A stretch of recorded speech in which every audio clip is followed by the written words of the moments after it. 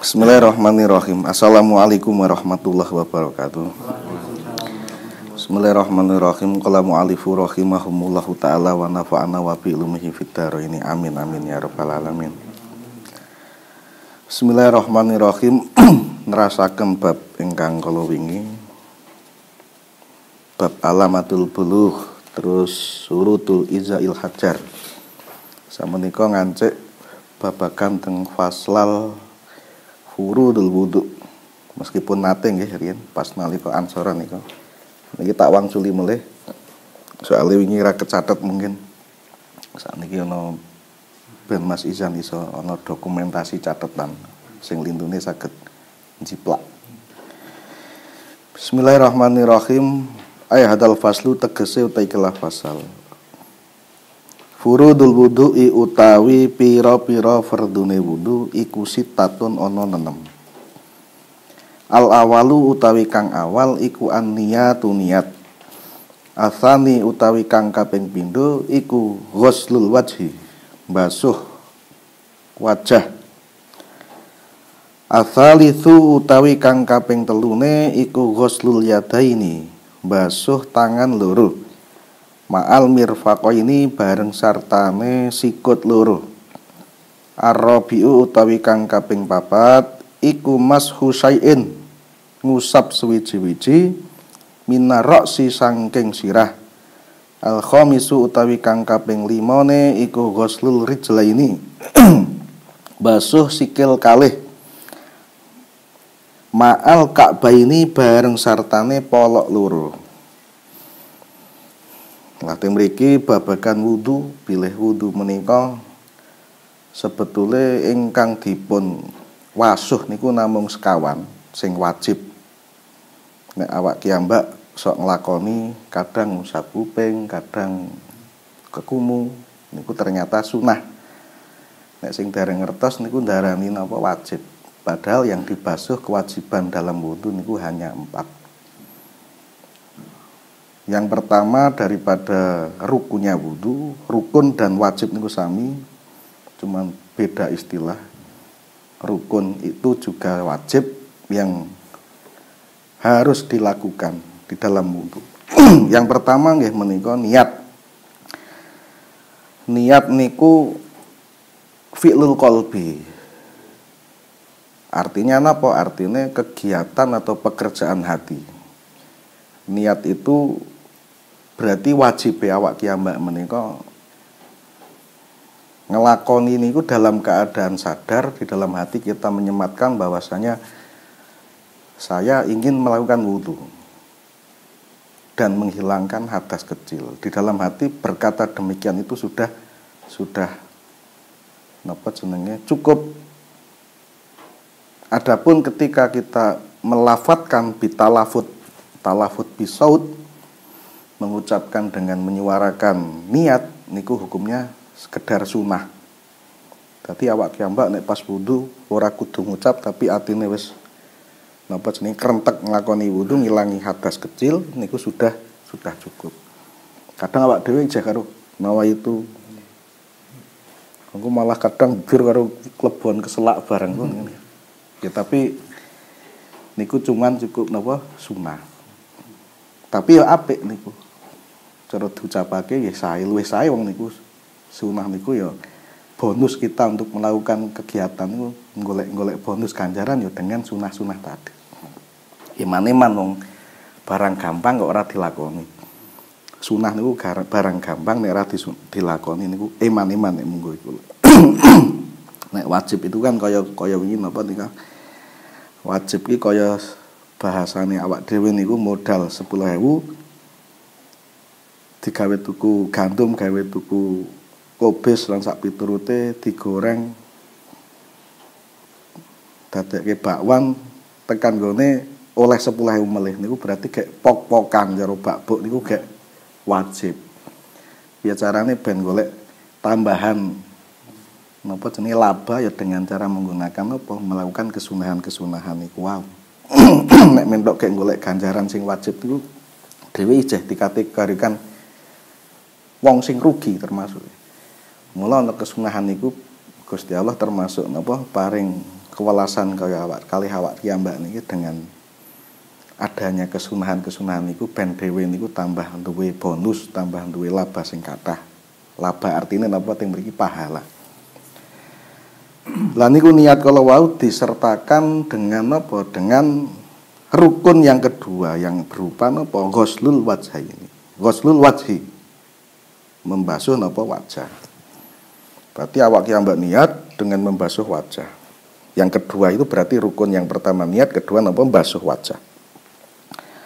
Basuh wajah niku dari mana batasannya? Dari mulai napa jenenge bawah telinga, dari pojok telinga niki mandhap tekan uang niki dagu napa-napa ya, uang terus sampai janggut nggih, janggut.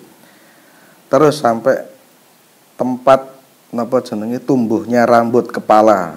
Berarti pas batasan ini tergolong ini dikategorikan wajah. Bagi orang yang punya rambut sing teng ngarep. Ning kadang ana wong sing botak kae. Lah botak niku wajahnya sampai mana ya? Sampai berarti botak ini ku termasuk kebasuh. Itu kategori wajah. Karena itu bukan tempat tumbuhnya rambut. Botaknya biasanya kan ora gawe rambut. Nah niku berarti kalau orang yang botak niku termasuk itu wajib dibasuh.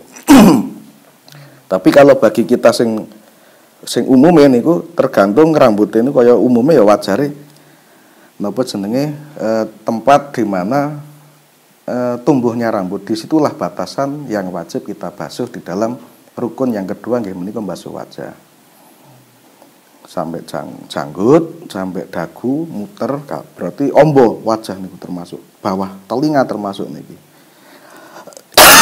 Terusane rukun yang ketiganya nggih menika ghuslul yadaini, yaitu membasuh dua tangan. Dua tangan itu berarti mulai dari jari sampai napa, sampai sikut. Ma'al mirfaqaini, sampai sikut. Sikut itu pun juga jangan terus serta-merta cuman sebatas sikut, tapi harus kesunahannya niku napa murajal dhuwurke sithik ya. Ben nggih radi minggah ben amri kiyambak ihtiyat, bahasan ihtiyat itu berhati-hati supaya kita yakin bahwasanya itu sudah terbasuh. Nek cuman pas sikut niku kadang kiyambak koyone wis kebasuh tapi ternyata ada yang belum. Nah niki kan malah ndadekke mamang. Nah nek iki yakin ditambahi didhuwurke.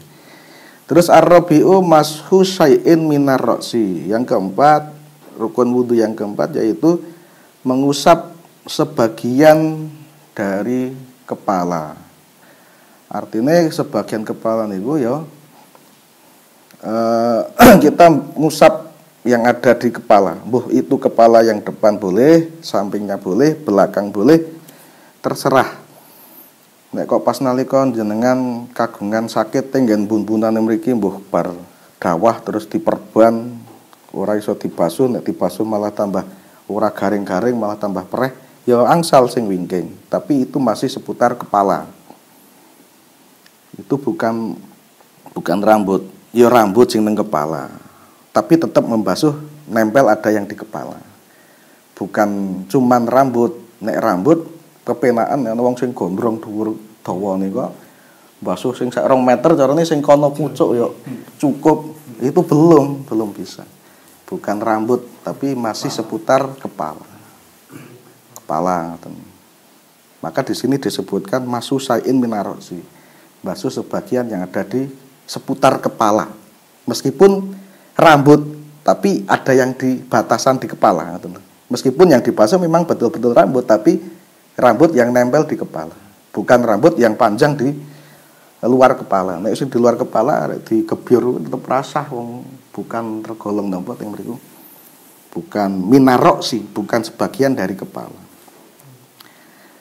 Terusane al-khamisu ghuslu rijlaini. Yang kelima, rukun wudu yang kelima yaitu membasuh kedua kaki. Kedua kaki ma'al ka'baini, yaitu beserta dengan sampai mata kaki. Nek teng basane Jawa napa niku polok polok nggih. Nek teng basa Indonesia nggih mata kaki.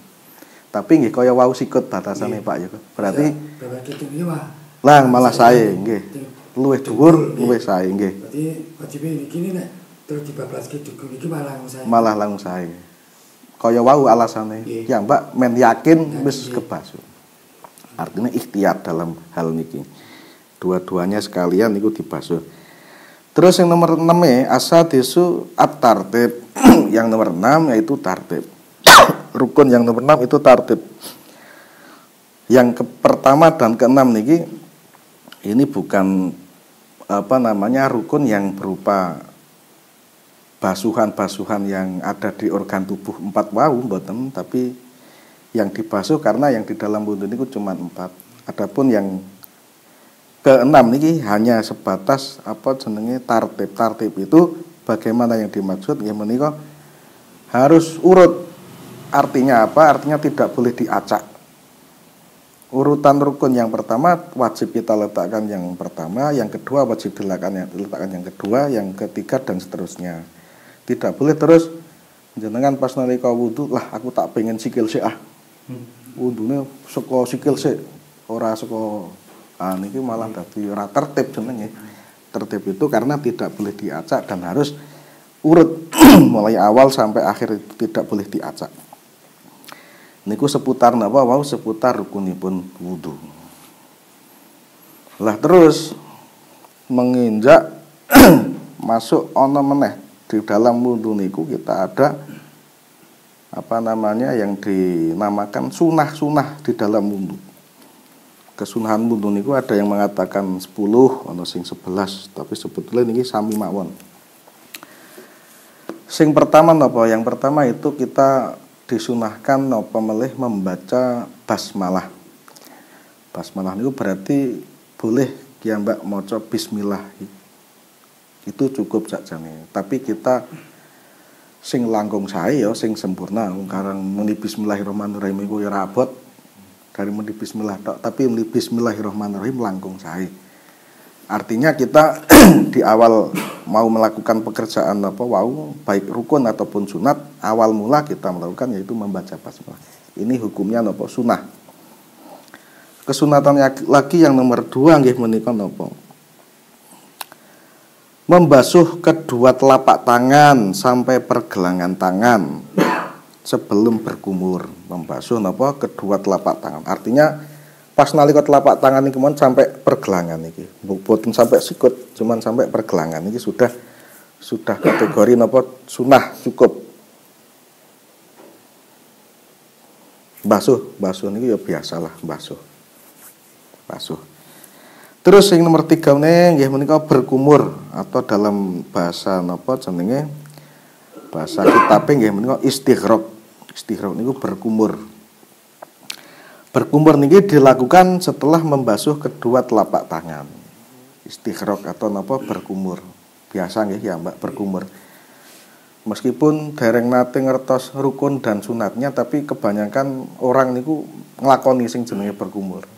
Tapi kadang awak dhewe nek dereng ngaji ya kumur iki termasuk rukun apa sunah niki. Ternyata teng mriki berkumur itu hukumnya sunah. Ternyata sunah. Kadang nek pas kula poso nika ya nek bar jenenge ya nek wis nek poso nika kadang sok mamang kadang ya berkumur. Wong sunah ndak malah nggo makruh. Wong kadang ada sisa-sisa di mulut nggih nek pas nalika poso nika kadang krasa. Ya mboten masalah sih memang wong dhewe ra niat arek gawe mimik, tapi sing mesti untuk berhati-hati arek dilakoni ora dilakoni mboten masalah. Nek dilakoni kok malah kok kadang ana niatan arek wah ben seger. Pas nalika poso taton ben seger ana bekas-bekase ana kemeranyase maduk lah. Lah ya mending nek ana niatan ngono ya aja malah iku engko dadi makruh.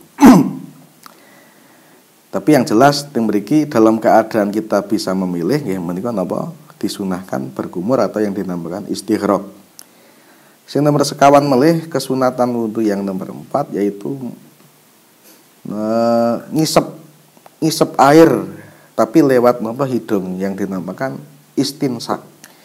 Istinsak niku menghirup napa air di dalam hidung. Tapi aja disedot sak serone engko tekan bun-bun sirah mriki malah sithik mawon sing kira ngendap tenggen hidung niki, lubang hidung. Mengendap saja, tidak sampai masuk dindep ya terus disisake. Nah, engko lak kadang ya carane kesunatan mriki ngilangin apa kotoran-kotoran yang ada di hidung. Mbok menawa ana asbake barang metu to ta. Ana trempolong apa asbak mbok menawane. Iki ben iso do metu ting mriki. Regetan-regetan sing biasane. Ingus dan lain sebagainya biar napa membersihkan hidung. Terusane nomor gangsal melih kesunatan wuntu nggih menika membasuh seluruh kepala. Membasuh niki bahasane bukan mengusap. Kalau mengusap itu hukumnya kaya wau nggih menika napa rukun nggih, wajib, tapi kalau membasuh ini sunnah. Membasuh itu berarti rada telese tenanan. Nah, membasuh kaya bahasane ngeten. Cara bahasane napa? Nangit jempol ki teng mriki njuk terus tapi ya dikebur ngeten. Sampai klebus lah nek membasuh. Tapi niki juga kondisional. Artinya napa? Artinya awak dhewe yang delok-delok nek pas masuk angin meriang kayak mumet kok di ngoten malah tambah gliyeng ya aja. Niki kondisional, dalam keadaan kita bisa melihat kondisi kita lah. Nang hawa adem kok kaya niki ngono malah tambah gliyeng ya aja. Niku ya iso awak dhewe iso mapakake. Tapi yang jelas teng mriki dikatakan bahwasanya membasuh seluruh kepala niku hukumnya napa sunah. Membasuh napa seluruh kepala. Berarti kepala kategori kepala niku ya saka tempat tumbuhnya rambut niki wae gampangane ngapa. Terus lagi kesunatan yang nomor 6 nggih punika mengusap telinga atau membasuh telinga. Mengasuh cara gampangane ngomong ngeten. Jempole niku dikake nang nggon belakang daun telinga. Berarti napa di luar nggih, di luar jempol niki nggih njuk sing driji telunjuk niki teng lepet. Langit niki lah. Iki karo sing iki ya diutik-utik ngeten. Lanjut, mengke driji telunjuk lubang masuk teng lubang. Karo diutik-utik terus sampai keng napa pori-pori napa teng celitutan telinga niki ngeten. Tapi ini masih diinget.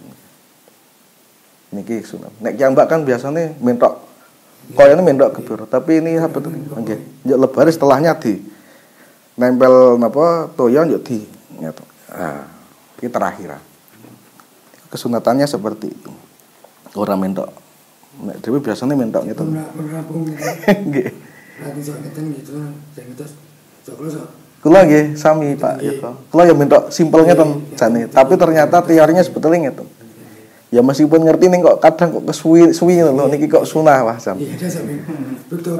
Asline ki piye to mboten aku ngerti ning kok ya ora tau sing sempurna lho mentok ditutul-tutul. Sebetulnya yang bagus ya ngeten ya lebokke muter ngeten nggih. Niki karo di ngeten. Akhire di ngeten nggih. Lek nggih. Ah ngeten set. Tapi niku kondisional melih niku nggih. Nek pas panjenengan awak dhewe dalam keadaan di tempat yang dingin banget ya malah kaya wau nggih ndalah. Semesti selama tidak mandoroti ngoten. Nek mandoroti malah dihukumi mungkin malah dadi haram soalnya. Kesunatan iki mengko nek kok mandoroti nang nggon awak ya malah dadi tidak diperbolehkan. Kesunatan itu mending ampun dilampahi nek memang itu mandoroti. Artinya ndadekake awak tambah loro dan lain sebagainya.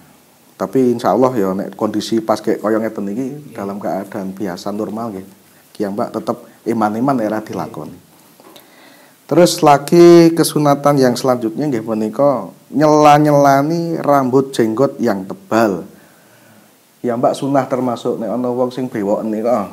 Ha mbuh bewok atau napa jenggot nggih. Niku diselan-selan nek sing tebel.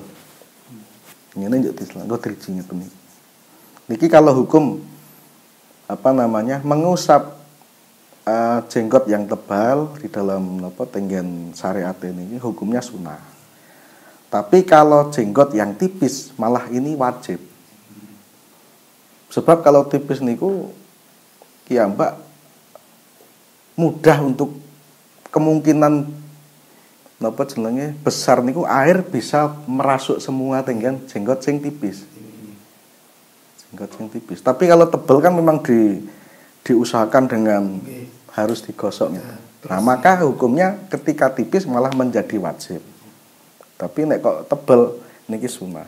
Nek tebal kan kadang memang ana kemakluman nggih, carane misalkan ora digebir kudu di napa jenenge di tenanan usaha untuk nganu niku nek sing tebel, maka tidak diharuskan harus mengusap.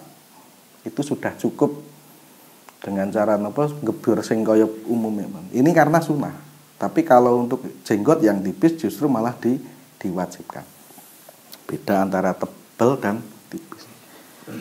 Nek tebel niku sunah hukumnya menyela-nyelani atau mengusap jenggot, tapi kalau yang tipis niki malah menjadikan wajib. Karena kalau yang tipis kan kemungkinan besar air untuk merasuk ke dalam nopo janggut ini mudah sekali. Ketika mudah, kenapa kok tidak dilakukan? Maka di situ hukumnya wajib. Nek kok tebel kan memang kita usahanya untuk nyela-nyelan ini memang dengan berusaha banget. Maka di situ dihukumi cuman sunah. Terusane melih nomor 8 lagi selanjutnya nggih punika kesunatan nomor selanjutnya nyela-nyelani jari-jari tangan dan kaki. Nyela-nyelani ini nyelane berarti ya niki lah iki Mbak pas ya iso digawe nyapu rancange niki yo digawe digosok-gosokke. Ini kan kadang-kadang di napa jenenge sela-sela jari ini kadang kan ada kotoran yang kita tidak sengaja, kita tidak mengetahui bahwasanya ternyata di situ kotor. Ada kotoran yang mencegah merasuknya air dalam pori-pori napa jenenge senggang-senggang jari niki. Mula temriku hukumnya sunah, baik itu jari tangan ataupun jari kaki. Tapi ketika di situ kok ada airnya itu tidak memungkinkan masuk di dalam jari-jari tersebut, di dalam apa jenenge sela-sela tersebut, maka kita mengusap jari itu hukumnya tidak lagi sunah tapi malah menjadi wajib. Misalkan kok temriku memang kayak bar saka sawah kok akeh kotorane ora sengaja dhewe mentok wisoh tok biur, tapi ternyata pas nang salat ijazah untuk ketibel sak piturute. Lah, ketika hal semacam itu maka kita wajib gosok sik ngoten. Karena memang airnya tidak mungkin bisa merasuk ketika tanpa kita menghilangkan napa jenenge kotoran yang ada di sela-sela kaki ataupun sela-sela tangan tadi.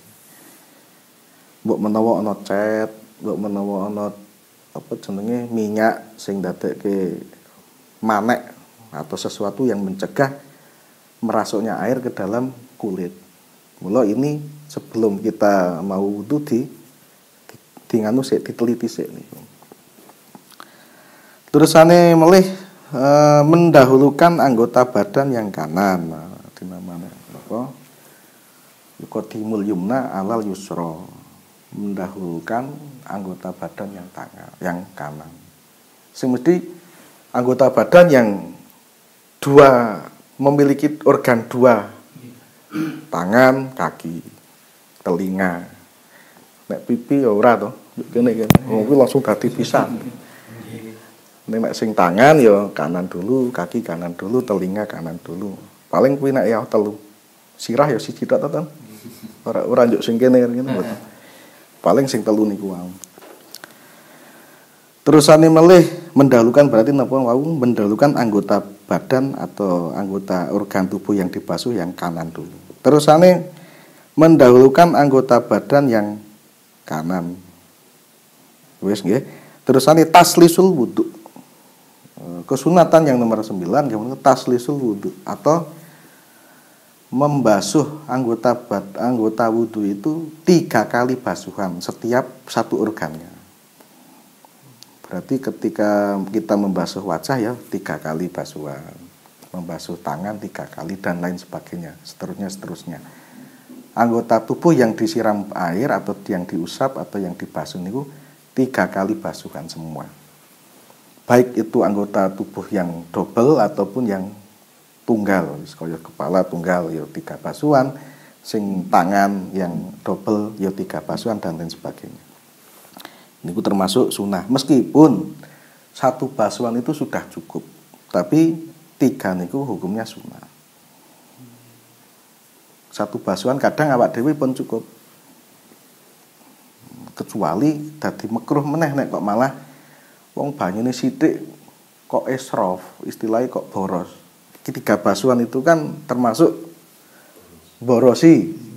Tapi ketika dalam keadaan air itu sedikit, pas ke mangsa ketiga bisa apa neh nang pesantren kadang kan rebutan. Lah niku ya dhewe ya kira-kira lah nguman-ngumani kancane ya pisan wae cukup. Wong itu sudah cukup menggugurkan kewajiban. Kalau sebatas sunah ya nek memang iku ndadekke malah apa ngentek-ngentekke banyu malah sing liyane ra umenan ya ora usah ra masalah. Tapi yang jelas kalau toh memang keadaan kok ting mriku banyu ki gampang, ayo kok iman-iman temen nek ora menggunakan basuh 3 basuh. Karena itu juga bonus daripada pahala kita dalam berwudu. Terusane melih sing terakhir nggih menika mualah atau yang disebut nuli-nuli. Nuli-nuli ini berarti continue. Continue itu berarti berkelanjutan. Ketika kita melakukan rukun wudu yang pertama, terus kita melanjutkan rukun wudu yang kedua, yang ketiga dan seterusnya. Itu namanya mualah atau nuli-nuli.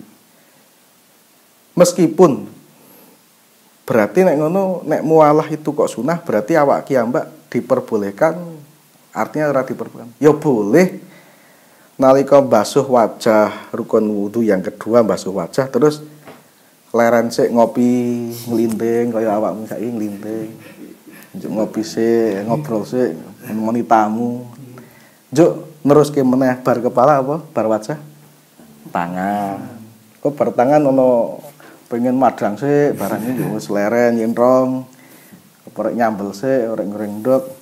Tapi selama basuhan yang ada di napa jenenge? Basuhan sing awal itu masih belum kering. Nek urung kering kita boleh dengan apa jenenge erek nyekor resik lah gampangane. Mul dilanjuti. Tapi nalika gek sekores nglinting ngombe ngrokok sak piture pemadangan yuk arek mangkat arek wudune kok wis garing. Nah iki kita mengulang lagi dari awal. Tapi ketika masih basah, basuhan yang awal masih basah, kita boleh napa melanjutkan, tidak harus mengulang dari awal tapi melanjutkan rukun yang berikut. Meskipun lek sekores. Ya ini ki tapi kan ini ngentopo kok semang dadak sekores wong wudu ki ya mentok 5 semenit rampung. Daripada kok sekores langsung rampung ya sik njuk gek bare ngopi to kan. Lebar arek salat gek. Nek ditimbali niku. Ditimbali piye? Takoni ngoten dhewe. Oh ya oleh. Oleh. Oleh. Takoni njuk nyauri. Ora Mas. Ya ora masalah. Ya tapi apa ya khilaful aula ya ngurangi keutamaan wudu. Carane sing luwih apik ya wis pas wudu ya khusuk wudu iku paling setengah menit ya rampung ya insyaallah setengah menit apa 1 menit lah. Carane sampean gek rasa takoni nek takoni. Sik gek rasa takoni, aja takon sik. Ya meskipun apa jenenge skores itu boleh tapi ya luwih apik ya lek rampung lek lunas. Tapi yang jelas yang mriki kula maturake bahwasanya wudu itu meskipun dengan keadaan kita cara istilah istirahat sebentar dan lain sebagainya, pengen ngopi, pengen wedangan, pengen nemoni tamu atau sak piturute, ini boleh asal napa jenenge basuhan yang awal itu masih belum kering, artinya masih basah. Dan kita boleh melanjutkan dengan wudu yang berikutnya dan yang seterusnya. Kadose cekap niku man nggih saderenge ya mbak nglampahi sing rukun-rukun apa jenenge babagan berikute kula cekapi sak menten mawon ngenjing enten tasih wonten apa babagan sesuatu yang membatalkan wudu niku ya dereng kecatet nggih kadose. Esuk nambahi niku kalih nambahi sing pelajaran sing berikute. Pun kula cekapi sameten mugi-mugi manfaati dhateng kita sedaya saged berkahi lan lain sebagainya. Kula cekapi wassalamualaikum warahmatullahi wabarakatuh.